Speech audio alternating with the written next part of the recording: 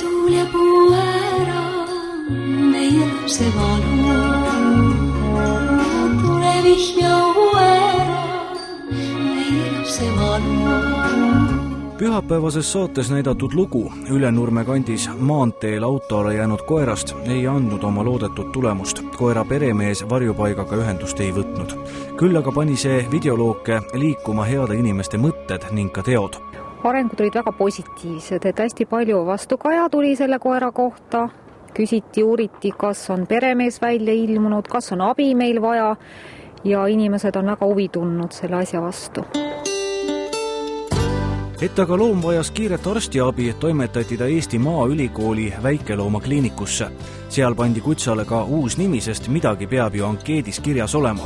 Räsitud loomakesele tehti ka põhjalik ülevaatus. Ta on hetkel sellises seisus, et tal tuvastati ka siis reieluu kildmurd, aga ta ei kannata selle luu parandamise lõikust kindlasti hetkel, et läheb mõned päevad aega enne, kui me ta üldse sellisesse seisu saame, et siis saab otsustada, et kas seda luumurdu parandada või tuleb see jalg üldse amputeerida, et see luu on päris killustunud, nii et seal tuleb nagu mõelda. Ja me ei tea, kuna see murd on tekkinud, et see on kindlasti päris jupi aega olnud sellel koeral.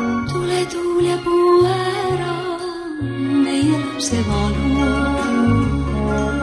Tule vihjau ära, meie lapse valu. Tule lind ja nakki ära, meie lapse valu. Tule päike paista ära, meie lapse valu. Kliiniku inimeste sõnul peab Reporteri nimeline kutsa hoolimata tõsistest vigastustest end kenasti üleval. Nimetatud reieluu murd ei ole aga kutsale hetkel kõige ohtlikum. Tema suurem probleem on see kurtumine ja vedeliku kaotus, mitte see luumurd. See ei ole temale eluohtlik.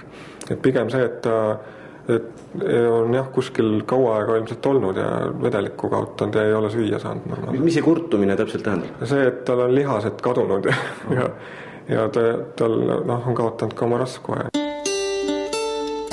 Tänaseks on selgunud, et selle koera ravimine võib maksma minna üle 12 000 krooni. See on suur raha, mida pole välja käia ühelgi varjupaigal. Aga just varjupaik on selliste leitud kutsade omanik, seni kuni ilmub välja päris peremees. Kust kohast siis võetakse raha õnnetute neljajalgsete raviks? Annetustest.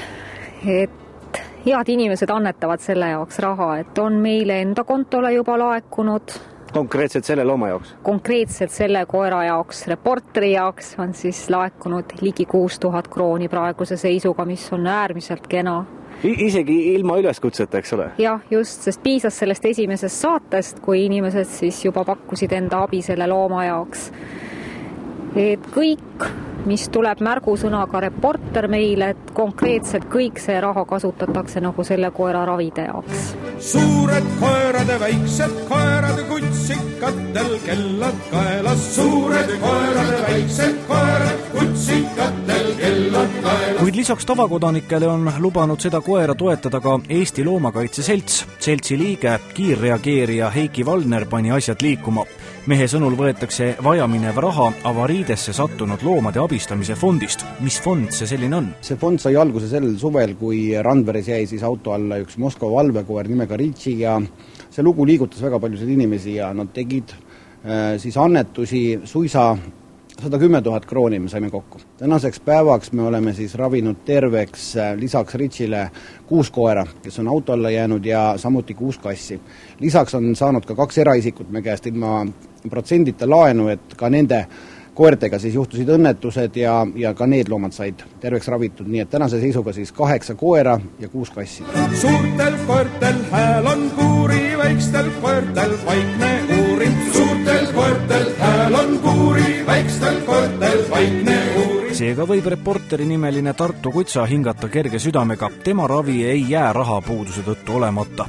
Mis saab aga fondist edasi? Ühel hetkel lõpevad ju suvel annetatud rahad. Momendil on nagu alles veel ainult 30 000 krooni ja see on ka sellest on juba 10 000 broneeritud siis ühe Pärnus autolla jäänud koera tarbeks ja teine 10 on nüüd Tartu koer, et jah, loomulikult, et kui keegi tahab ja saab, et siis need annetused on nagu ainuke võimalus, kuidas loomad on võimalik veel elule tagasi võita, et kui panna Loomakaitse Seltsi arvele annetus teele ja kui sinna selgitusse kirjutada avarii, siis me kasutame seda raha ainult auto alla jäänud loomade raviks. Loodame kogu südamest, et reporteri Kutsa saab oma päris koju tagasi. Ehk vaatab televiisorit praegusel hetkel mõni pererahva sõber või tuttav.